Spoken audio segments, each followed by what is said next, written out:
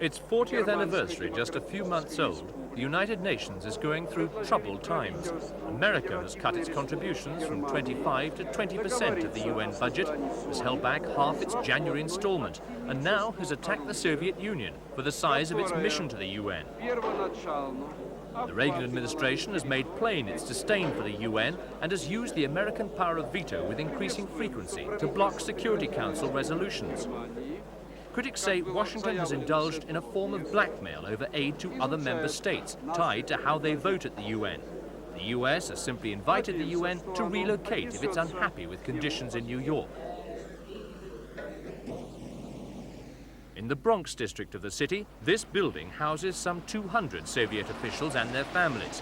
There are 3 missions from the Soviet Union, the world's largest country: Soviet, Belarusian and Ukrainian. The combined strength is 275, according to American sources. The USSR says that figure is wrong and the result of double counting. The Soviets run schools here. Children and parents move freely, but the Americans claim too many of the adults are involved in other activities, including spying. We know what's going on, we know what they do, and they are, in fact, engaged in this kind of work here. We have expelled people from the Soviet UN mission publicly, and there have been unpublicized expulsions as well. It was Herbert Okun, the deputy US representative at the UN, who handed the Russians a note requiring them to reduce the staffing levels of their 3 missions from 275 to 170 over the next 2 years.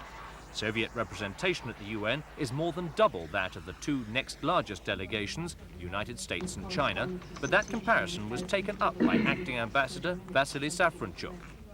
As I told Ambassador Okun when he presented me with his obnoxious note, I would say, I told him that, that how could you compare your position with our position? You are crazy.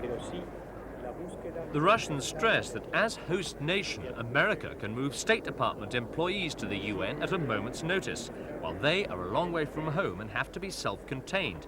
They also don't consider comparison with China to be relevant and point out that they figure on a large number of committees.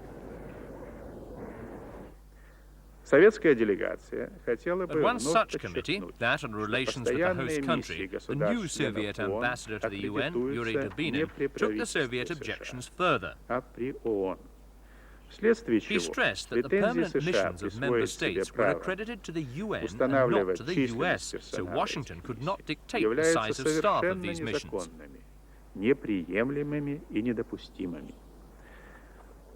The Americans claim their action is legal and covered by the 1947 Headquarters Agreement, although there are no stipulations on the size of delegations. The UN disputes the American position and has gently rebuked Washington. Secretary General Perez de Cuellar is understood to be deeply anxious over the latest turn of events.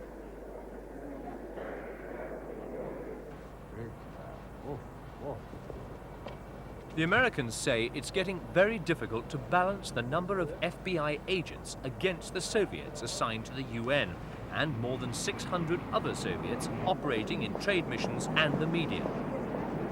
30% of the 900 are known or suspected intelligence officers.